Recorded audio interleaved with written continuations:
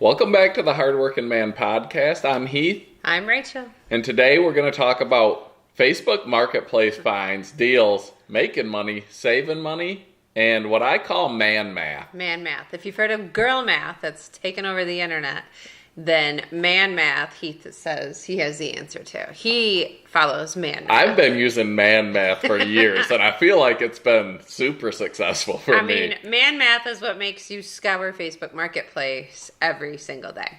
So, real quick, there's a few different... man math is complex. It's a lot more complex than girl math. Okay, so an example of girl math.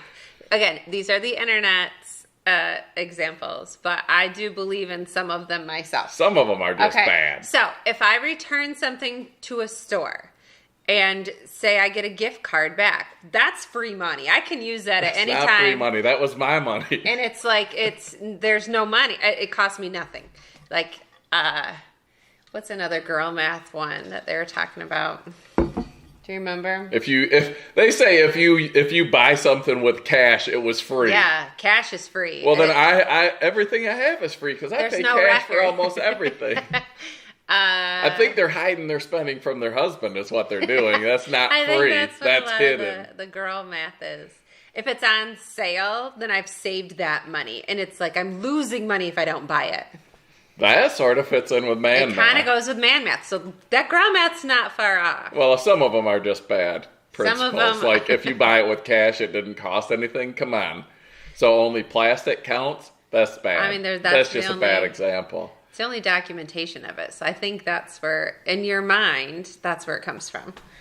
So what's man math? So Heath does man math, he calls it. So we'll wrap that into Facebook Marketplace. If you guys watch the Hardworking Man YouTube channel, you know that I'm always looking on Marketplace for deals. And I feel like I find some good ones. And I have an awesome wife who, when I find good deals, she lets me buy them sometimes. And sometimes she lets me buy stuff without even knowing that she gave me the approval to buy it. Don't say lets you buy it, because that would lead one to believe that you're asking if I it's do ask. I ask all the time. You never ask. No, yes, I do. You just don't know that I'm asking, and you answer. And we'll talk about that, what I'm referring to there. Yeah, what do you mean by that? So, the Allwood Log Splitter. Back before we even started our YouTube channel, I wanted to get a little more serious about making firewood because we made firewood to heat our house. As the kids got older and wanted money, I was like, you want money to buy a video game, to take a girl out, to do whatever it is, then you can earn that. I want you to not come with your hand out, but come and earn that money. Learn that to get money, it takes work. So I said, you know what? We've got this firewood here. I'll help you buck it up, split it up. We'll build a roadside stand. You manage the roadside stand, and that's your spending money. We pay for your sports. We pay for your school. We pay for your clothes. All the necessities. But the extras that you want $50 to go to the fair, then earn that money so you appreciate it more. And I feel that's important. So we started getting bigger into that. Roadside stands, selling more wood. People contacting us from the roadside stands, wanting third of a cord deliveries. It's just continued to grow from that. Well, I had a log splitter it was a homemade log splitter. I started with a Husky store-built 35-ton, and that could make a third of a cord in around an hour probably, but it was a lot of work. I then wanted to get a firewood processor, but I was like, I don't think I'm ready for that yet. So I started looking for a used log splitter, and I found a home-built unit, Big Blue. It's been on the channel for a little while before. And I thought, man, that's going to be a lot nicer. So I bought Big Blue. I think I paid about $3,000 or $3,500 for it. And it was a little bit faster, but it was a little easier because it was a push-through wedge. It had a hydraulic adjustable wedge. So instead of handling every piece, you could just push it into a big pile, and it went a little bit quicker and a little bit easier. But then as we got more serious and I started watching YouTube... I think that's mainly the key right there. YouTube is great for He had FOMO. Everyone else had nice splitters and he did not. Well, I found Joe from Ohio Wood Burner, and he had a Yappa firewood processor. And I'm like, that thing's slick. If I could add that to the process, we could make all the wood we burn, all the wood we sell.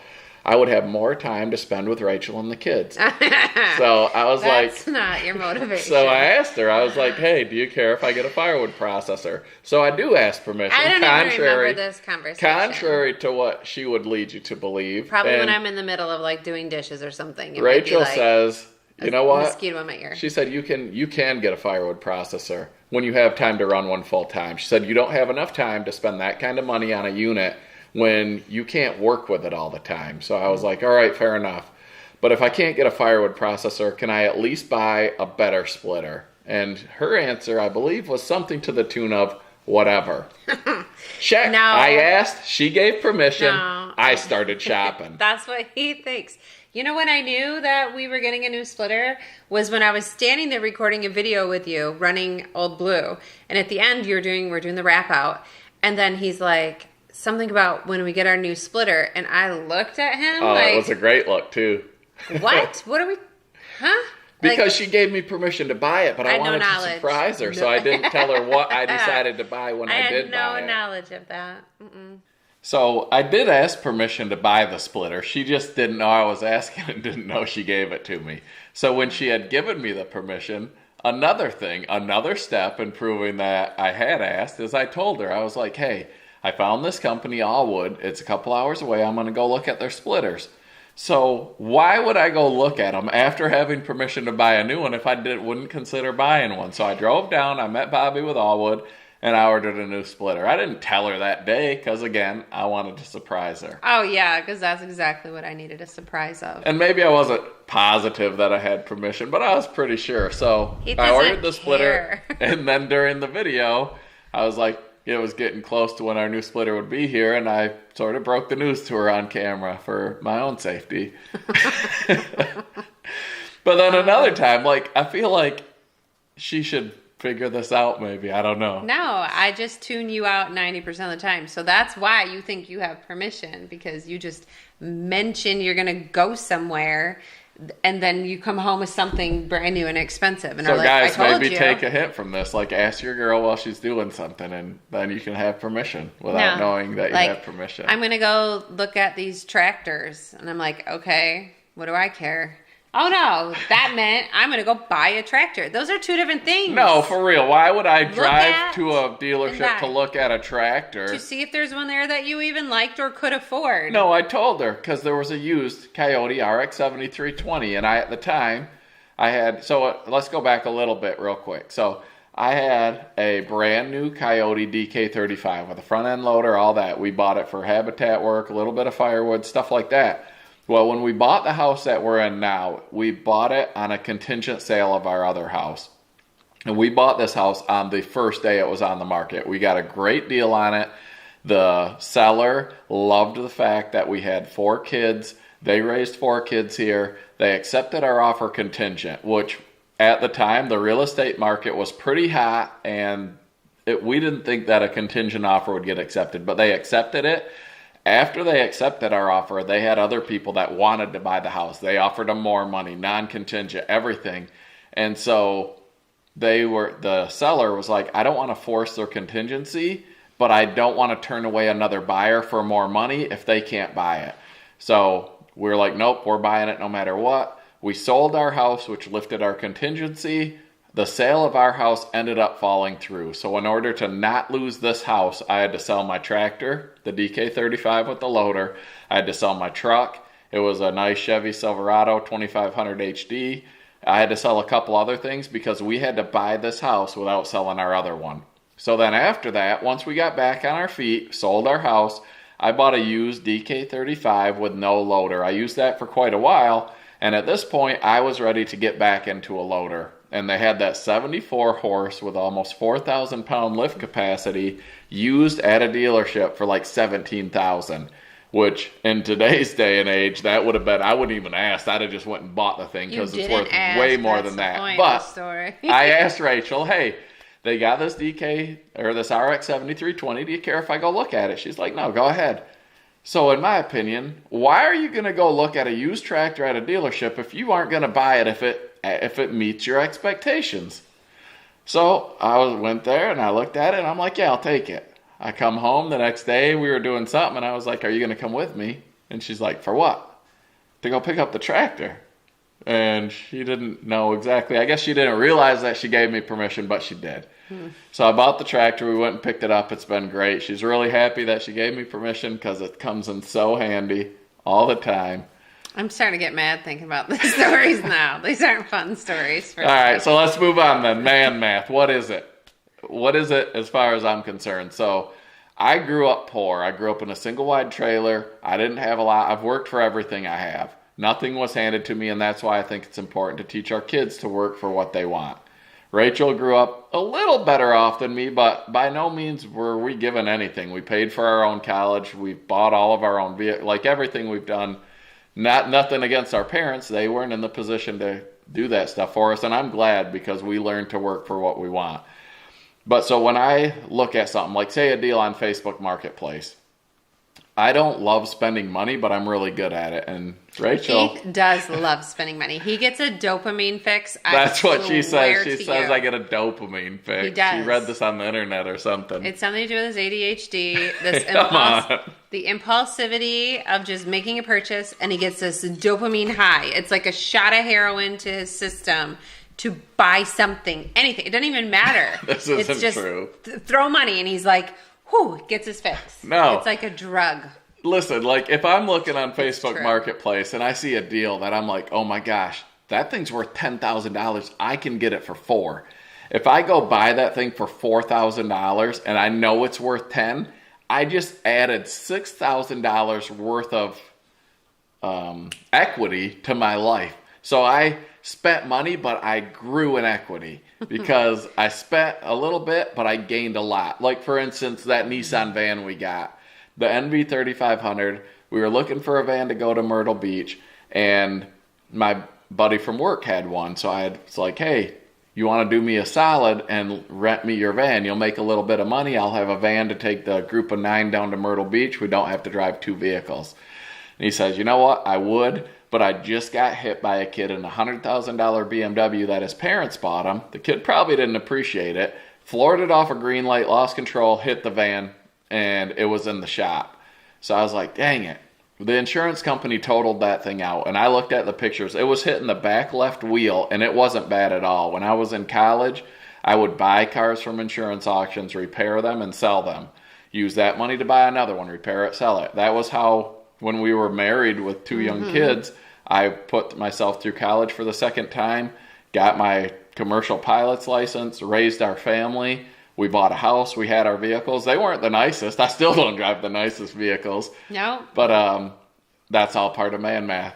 So I was used to doing this. So I told him, I said, hey, ask your insurance company if they totaled it, if you can buy it back. So his insurance company totaled that van, gave him $32,000 for it. And I said, ask him if you can buy it back, and if you don't want it, I'll buy it. They sold it back to him for $6,000. I said, I'll give you $6,500 for it. So I bought a $32,000 van with a little bit of damage for $6,500. I have $1,000 into fixing that van. So I've got $7,500, maybe $8,000 into arguably a $30,000 van.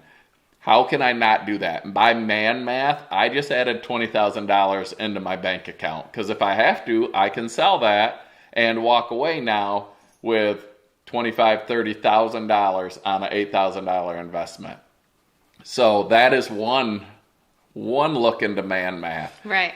Or so when he does like deer tracks and gets paid cash, that's free money. He can just spend that. It's money I wouldn't have otherwise had. So if I do a job, like say, she just brought up deer track. We have a dog, we go track deer for people. If I go track a deer for you, and it takes an hour or 2 of my time, and it's a $200 fee, I now have $200 that I would not have otherwise had. So that's like play money. Yeah. It's sort of like the girl money where they return something that was bought with real money, and now they call that free money. Mine is actually extra money added into the account. So it's, you sell a load of firewood that you didn't expect to sell. That's extra money. That's play money. You go do a side job. That's play money. That's not part of the regular.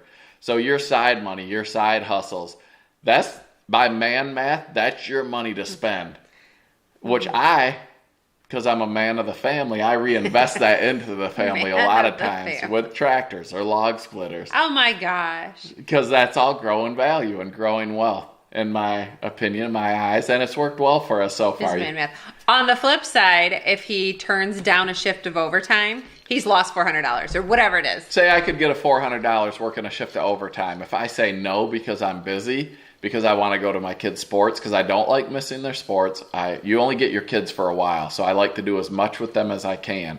So if I turn down a shift of overtime, I'm like, I just paid $400 to watch this game. To be here, yeah. That's how my brain works. But I'd rather go watch my kids than I would go to work. So, but years ago, when we were starting to, make a little bit more money and whatnot, I didn't turn down much overtime because I grew up without that ability.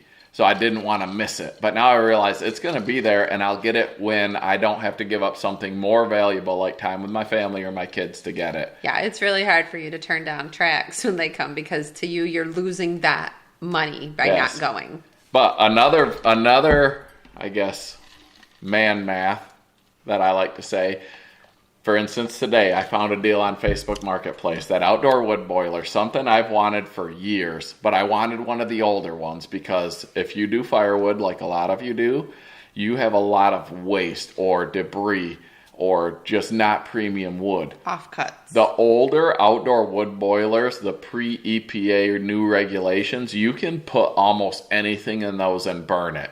And I produce a lot of that. And on my property, I have a lot of ash that now is getting to the point that it's not really worth cutting up and selling, but it will still be fine for the outdoor wood boiler. So I've been on the hunt for one of those for a while. I just found one on Facebook Marketplace, and I picked the thing up. It was listed for $2,000. They had marked it down to $1,600.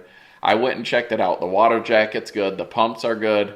It needs a little bit of maintenance, but I'm going to put that into it. So I was willing to pay the $1,600 for that when I went and looked at it. But then I talked him down.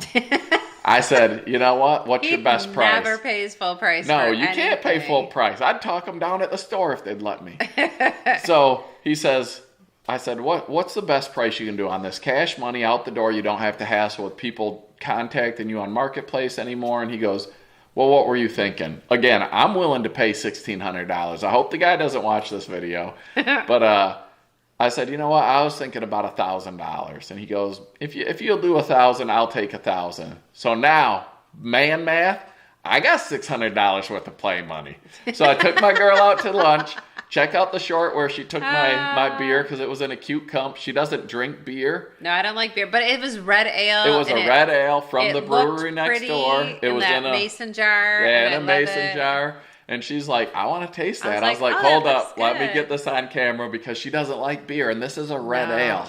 And so check out the short. That was awesome. I knew it was going to be bad when I sniffed it, and I was like, oh. Oh, you can tell when she sniffed it. She didn't like the smell, but she still went for it. I kind of thought maybe it'd be more of a cidery beer. It wasn't. It wasn't. But anyways, the man math in that is I have $600 now. In his mind, $600. That I was going to spend on that boiler and didn't have to because I talked him down. So now $600 bonus dollars. It's like I had a scratch off and I got $600 to spend. No.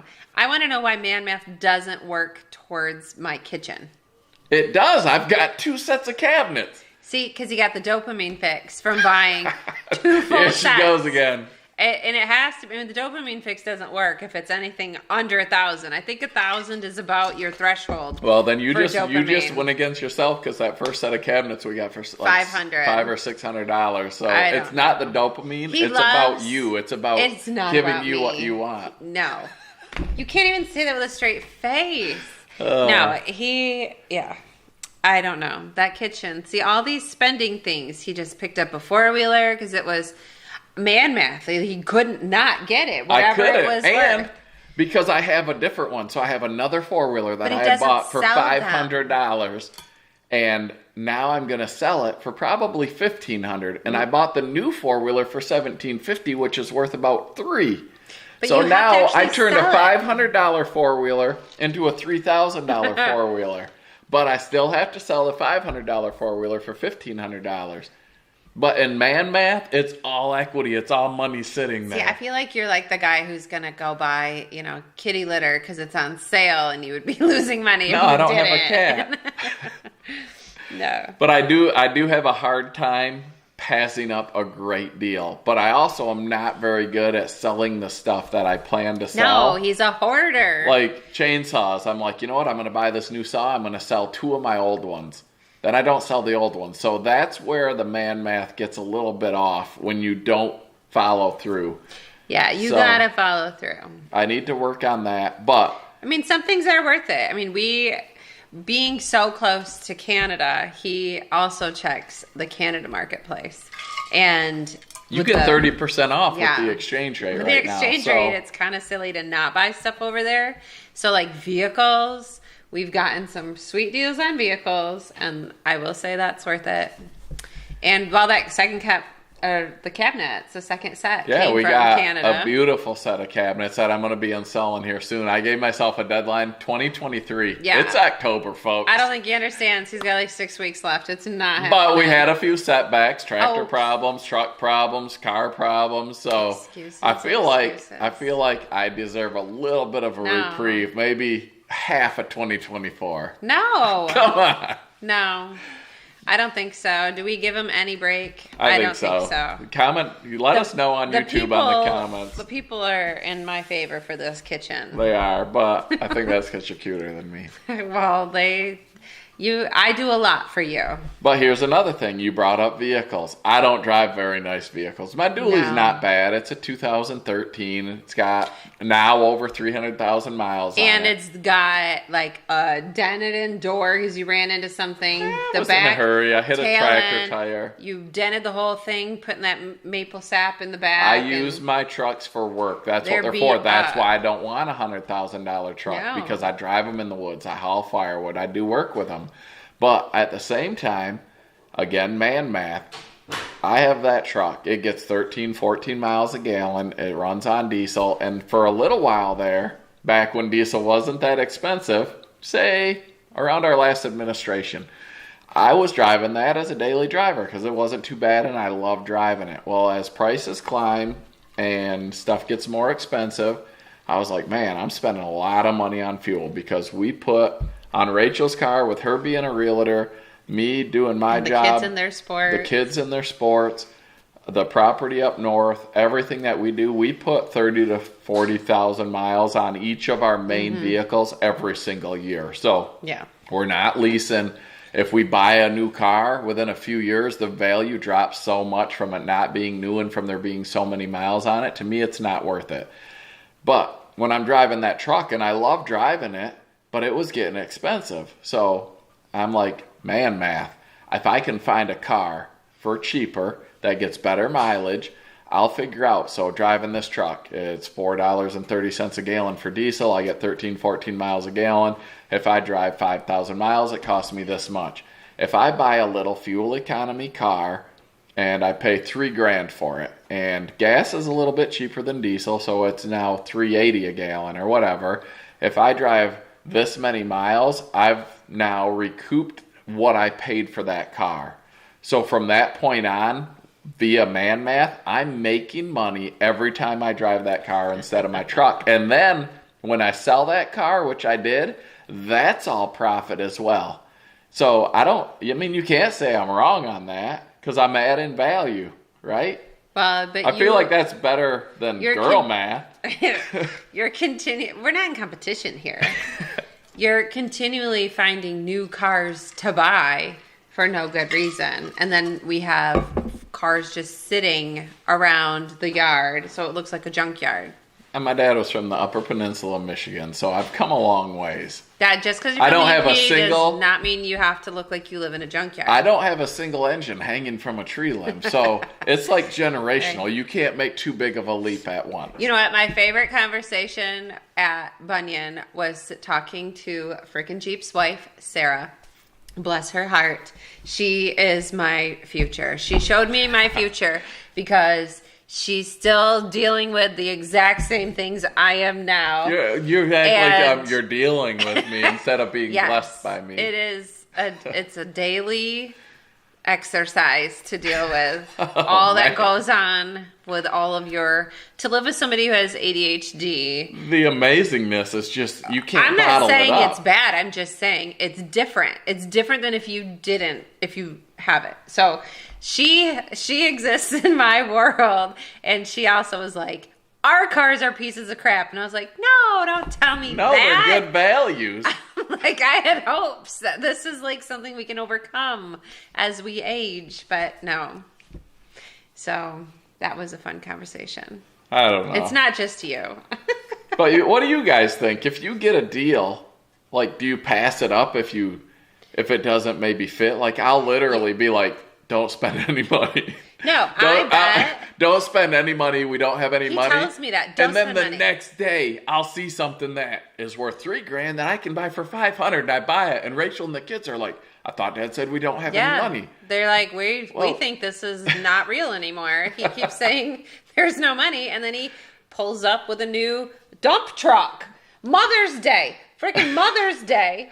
There was a new giant dump truck that you had bought. And something else. What else did you buy at Mother's I don't know, Day? but the dump truck, I believe, if my memory is correct, I bought it for $1,200, put a few $100s into it, and I sold it for over $4,000. So happy Mother's Day! Yeah, I didn't just see made any of that. over $2,500 because I reinvested it. It's like a big, huge snowball that's barreling downhill, getting bigger as we go. Was that when you bought the samurai saw too? It may have been, but the Samurai is also an integral part of our wood processing I feel like system there now. was like the week of Mother's Day, you bought an amazing all of bouquet this of flowers. equipment for you, and I got. No, for us. It's investments in our future. And I did. I think I got some flowers. Investments in our future. Like, I don't... Well, yeah, because he doesn't like anything that I would want to spend money on is not valid. It's not worth it. It's a waste of money because I can't resell it for the same or more. Right. Am I wrong? You can't put a price on happiness and joy. And I mean, if you had your way, I would never get my hair done. I do not harass you about getting your hair done. I'm supportive of you. No, you and I've used to. improved because I'm learning as I go. Is that what we call it? Yes. Okay. No, you used to make me feel really bad about but getting I my didn't hair realize that until you brought it to my attention, and now I like, do not. What? In fact, I'm like, hey girl, why don't you go get your hair No, done? he doesn't. And as a guy, you can't win because then she's like, oh, you think my hair looks bad? Like, no, he does not do that. her nails are beautiful. Her hair is beautiful. She's always on point. I don't give her grief about any of that. You give me grief about getting ready. Like, come on, we got. Well, the time, that's a whole nother episode. But I don't when even we're going to take talk that about long. time management. I think if I can shower to walking out and do it in an hour, any girl will tell you that's amazing. Some people spend 45 minutes just doing their makeup. My makeup can be done in 10 minutes. Maybe I'm just blessed because I can walk out the house in 3 minutes I know, and look amazing. look so good. Right. But, I mean, I don't know. I have a hard time passing up a deal that's an absolute deal. And most of the time I come out ahead. There's times where you misstep and you buy something that you think is going to be worth more than it is. But I would say over my life, that's a very small percentage because I do a decent amount of research and a decent amount of looking into what I call investments or expenditures before I do them. And you've always found a way. If we need extra cash for something, it's there because I have the stuff that I can get rid of. The tools can be utilized to find the deals, sell it, and you're trying to pass that down to our kids so that they know.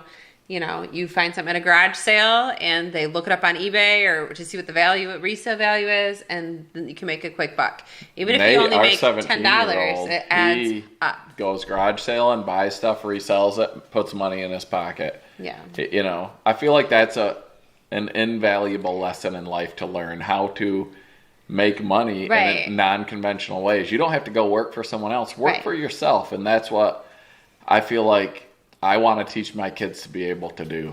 Right. So even if you don't have, like, people that are like, oh, I don't have a job, I lost my job, I can't make any money, so they just sit around and do nothing.